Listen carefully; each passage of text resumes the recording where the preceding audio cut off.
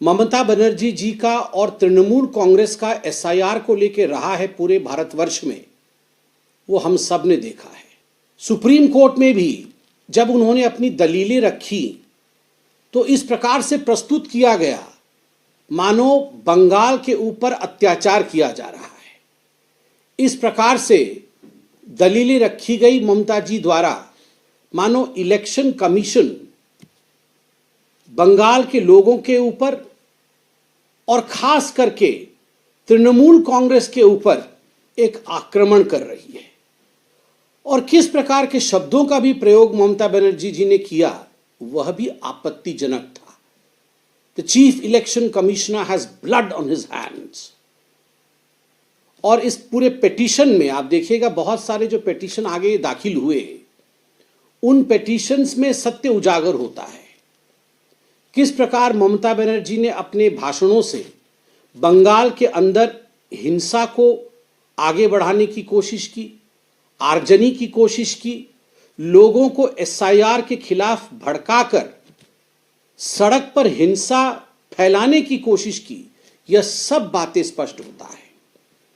हमने यह भी देखा कि कई ब्लॉक्स में, जो जिले में ब्लॉक्स होते हैं, कई ब्लॉक्स में जैसे फरक्का, चकुलिया, इन सब ब्लॉक्स पर टीएमसी के गुंडों द्वारा और टीएमसी के विधायकों द्वारा, उनके पार्टी लीडर्स के द्वारा प्रायोजित दंगे किए गए। वहां पे फाइल्स जलाए गए, वहां बकायदा वीडियो के ऊपर हमला हुआ, वहां एसआईआर की जो प्रक्रिया चल रही थी उस प्रक्रिया को रोका गया, सड़कों पर प्रोटेस्ट हुए।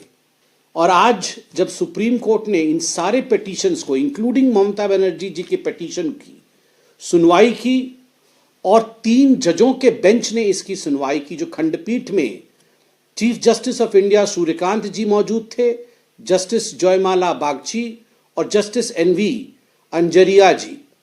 इनके खंडपीठ ने बड़े स्पष्ट शब्दों में कहा है और मैं पढ़ना चाहता हूं। सुप्रीम कोर्ट ने यह कहा है कि हर स्टेट यह जान ले, यह समझ ले कि किसी भी कीमत पे एसआईआर को रोका नहीं जाएगा।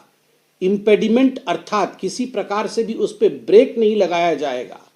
हाँ, किसी प्रकार की क्लैरिफिकेशन की आवश्यकता है, किसी प्रकार को विषय आपको समझ में नहीं आ रहा है, समझाने की आवश्यकता है। उन सारे विषयों पर सुप्रीम कोर्ट अपना मत रखेगी, मगर किसी भी कीमत पर एसआईआर बंद नहीं होगी।